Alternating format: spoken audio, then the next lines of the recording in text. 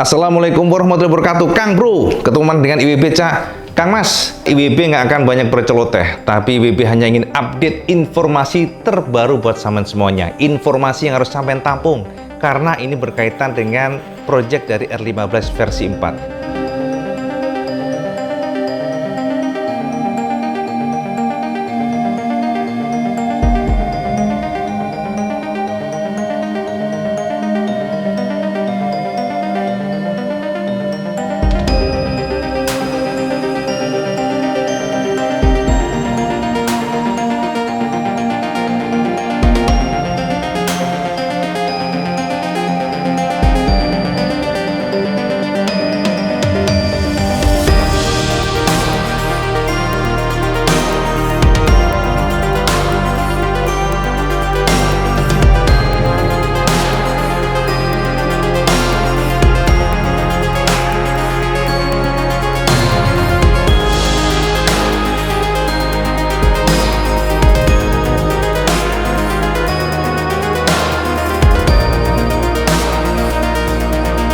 Sepertinya kita sebenarnya sudah membahas berkali-kali tentang R15 versi 4 ini, tapi tidak ada salahnya, Cak. IWB mengupdate terus, karena memang permintaan sampean tentang R15 sepertinya cukup besar ya. Banyak sekali email-email ke Iwan Benaran, supaya IWB, ayo Cak IWB, membahas dong R15, update-nya kayak apa. Nah, ini IWB luluskan buat sampean semuanya. Jadi Kang Mas, sampean tahu bahwa IWB sudah ya kita katakan sempat melakukan podcast dengan bosnya ya, bukan bosnya lagi, owner dari Yamaha SPW, Cak Stephen ya, Ko Stephen, yang sudah jelas memberikan gambaran kesamaan semuanya tentang R15. Walaupun sekali lagi semuanya hanya terawangan, Cak. Ini bukan bocoran, terawangan, kebablasan, ya keceplosan, bosonya dari Cak Stephen, tapi sampean tampung wae tidak ada salahnya. Jadi Cak, sampean kan sudah tahu bahwa di India dirilis R15 versi 4. Ini ada sebuah generasi yang sudah berbeda karena Yamaha memberikan bentuk shape design R7 dan juga sudah diberikan traction control. Ya, traction control, bahkan J-Connect juga sudah ada. Jadi ini sebuah lompatan yang besar banget di sana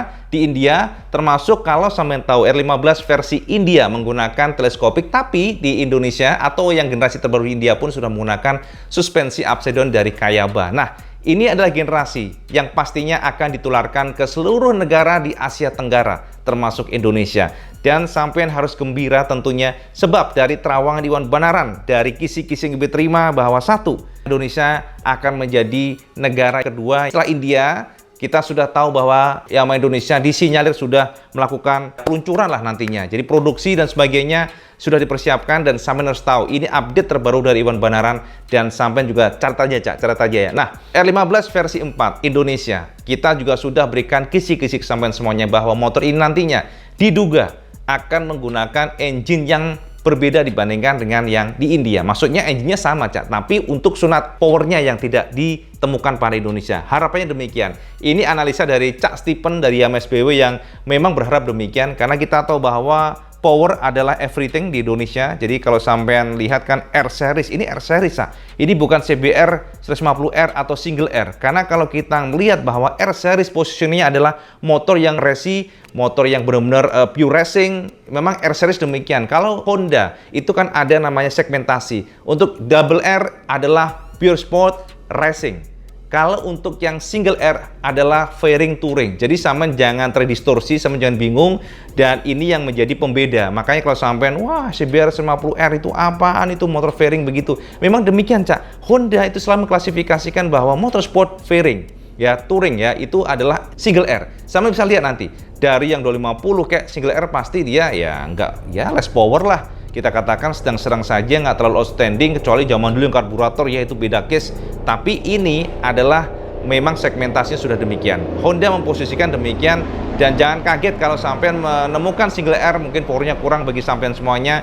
Tapi kalau double R pasti Honda menawarkan sebuah motor yang itu tadi, posisinya yang di R seriesnya Yamaha. Jadi yang racing, yang high sport, yang high performa, demikian. Nah, ini kembali ke R series.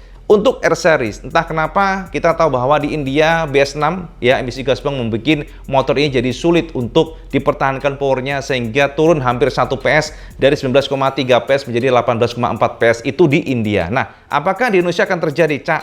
Indonesia different Kang Mas. Jadi saya tahu kan bahwa Indonesia mungkin untuk emisi gas buang tidak terlalu ketat dan tidak ada aturan yang mengikat untuk melangkah ke Euro 4 atau Euro 5 belum ada Cak. Jadi kita masih Euro 3 dan disinyalir dengan fakta itu maka kita menduga untuk power engine-nya tidak akan berubah. Artinya apa? Power tetap 19,3 PS.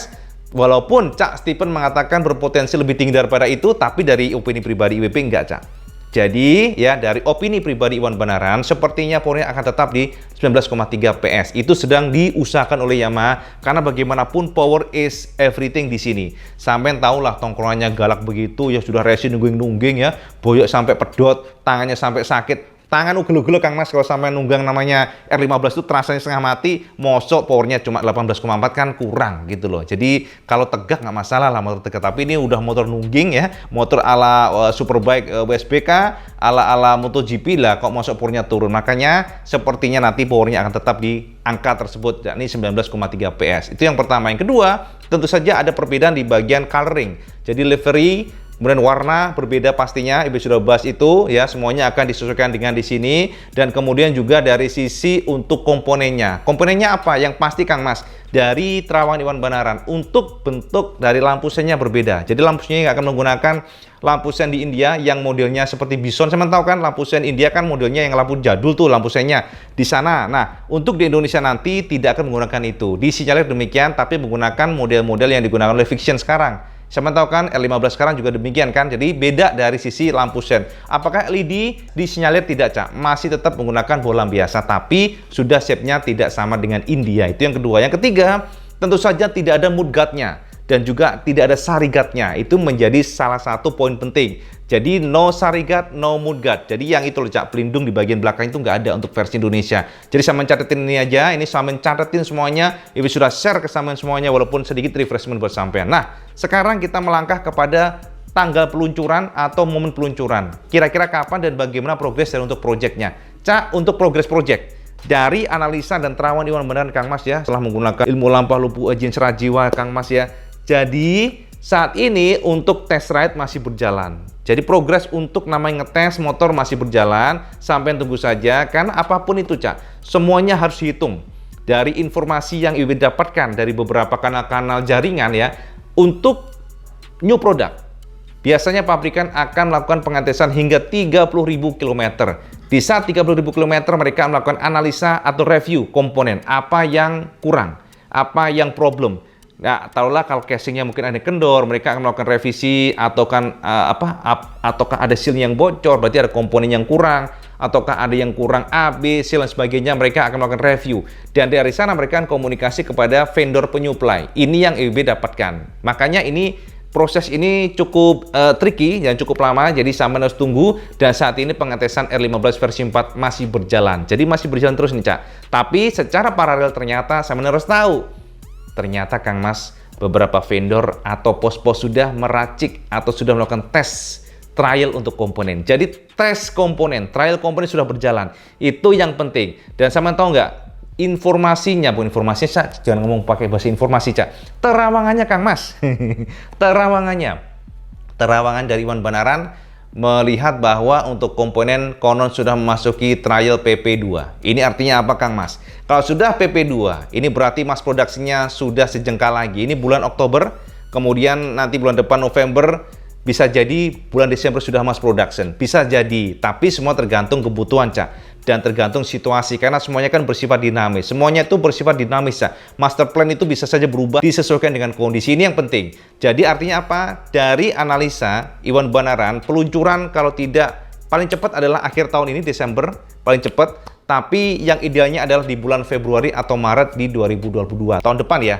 Ini analisa Iwan Banaran. Jadi, kalau saya menanya bagaimana R15 V4 Cak IWB, itu tadi ya perbedaannya sudah bisa resamen semuanya, poin-poinnya. Kemudian juga yang jelas Cak, dari mass production-nya, kemudian juga trialnya sudah berjalan, test and trial sudah berjalan, bahkan komponennya pun juga sudah berjalan untuk sampelnya, untuk kalau PP2 itu berarti kan sebenarnya sudah pre-production.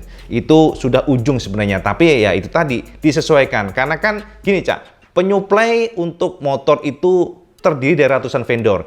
dari knalpotnya beda, kemudian dari disc brake-nya beda, dari ban-bannya beda, dari peleknya beda, walaupun banyak common part. Tapi sampean harus tahu bahwa ECU-nya akan berbeda, elektroniknya berbeda, kelistrikannya berbeda. Jadi ini juga sudah apa ya? Kalau ininya semuanya berbeda dari kelistrikan sebagainya, ECU berbeda pastinya, dan tentu ada namanya trial lagi. Nah, ini yang memerlukan waktu karena ya kita berharap ya untuk fiturnya nggak disunat, fiturnya masih tetap seperti India, ada traksi kontrol, kemudian juga ada quick shifter untuk yang M-nya ya, untuk L15M-nya juga termasuk juga sudah Reconnect. Semoga saja demikian dan harganya juga masih kompetitif walaupun Cak Stephen sepertinya mencium hawa-hawa angka yang bisa tembus di angka 41 jutaan. Ya kita tetap berharap untuk versi paling rendahnya mungkin jangan terlalu tinggi ya. Karena apapun itu ya Kang Mas ya, kalau namanya terlalu tinggi kan kita lebih berpikir realistis ya. Aduh kok R15 atau mesin 150 cc dengan power segitu harganya sudah kayak 250 cc. Sama second aja untuk membeli MT25 ya, itu sama dengan uang 32 juta udah dapet Cak. Kalau kita ngomong realistis ya. Dan ini memang faktanya bahwa sama akan mendapatkan motor powerful. Tapi itu tadi kadang-kadang kan kita membutuhkan motor yang fresh, motor yang seger, motor yang benar-benar bisa memberikan feel bahwa ini loh, ini adalah turunan dari super sport dari Yamaha. Dan kita tahu mukanya udah kayak R7 dan sepertinya ya kita berharap juga R25 tolonglah juga disentuh ulang, jangan hanya R15. Jadi setelah R15 semoga saja R25 juga demikian. Tapi R25 ini memang masih misterius ya, banyak spacesuit berkali-kali. Sepertinya memang kalau dari analisa kita dan juga dari podcast kemarin dari Cak Stephen ya, owner dari Yamaha SPW mengatakan bahwa disinyalir untuk time frame-nya ya, schedule untuk peluncurannya sepertinya akan R15 dulu baru R25. Jadi itu dan tahun depan adalah VR Series Moment. Jadi gitu ya, VR Series Moment itu kata dari Cak Stephen yang kemarin kita sudah podcast dan memang IWB katakan dari indikasi dan juga dari Terawan Iwan Benaran demikian ya. Jadi apa kesimpulan dari video ini? Satu, sama catatannya R15 under trial terus. Dan kemudian juga untuk komponennya sudah masuk trial dan trialnya sudah masuk beberapa pos, ada sudah PP1, ada juga PP2. Ini artinya apa? Untuk masuk mass production sangat gampang ya, sangat dekat. Artinya ya tidak usahlah kita menunggu sampai 6 bulan, sepertinya nggak usah. Jadi antara 1, 2, 3 bulan ya atau bahkan paling lambat 4 bulan buat IWB. Jadi tergantung dari pabrikan mereka akan memilih di mana. Beberapa poin tadi ya sudah bisa resamen semuanya L15 V4 dan sama kalau nanya lagi ya wes lah, nggak usah nanya lagi, masa video terus mengenai R15 yang diulang-ulang kan gak enak Cak. Kita tunggu saja setelah ada penampakan jelasnya. Jadi kalau syukur-syukur ada sampan yang mungkin bisa jepret spacesuitnya karena ini masih under trial, masih dipantura wirawiri. Jadi sejauh ini kita hanya dijabarkan dari bentuk, walaupun kita bentuknya sih sudah nggak kaget lah, sama banget dengan India. Tapi yang pasti ya kalau ada foto kan lebih jos gandos. Jadi ngono informasi dari Iwan Benaran bersama semuanya Cak. Ngomong-ngomong Cak, kira-kira udah keren nggak ini background IWB nih ya? Ayo ya kan, sudah jos gandos serah. Saman komen ya supaya sampai juga fresh. Dari kemarin IWB mendapatkan komenan, Cak IWB memiliki studio yang baru, studio khusus untuk podcast dan sebagainya ya. IWB tampung, tapi kita pergunakan, kita optimize yang ada dulu lah ya. Tapi memang sih perlu dipikirin Cak. Ini sudah menggunakan pencahayaan sekarang, sudah ada namanya apa, yaitu lighting dan sebagainya. Ini mencoba untuk lebih pro.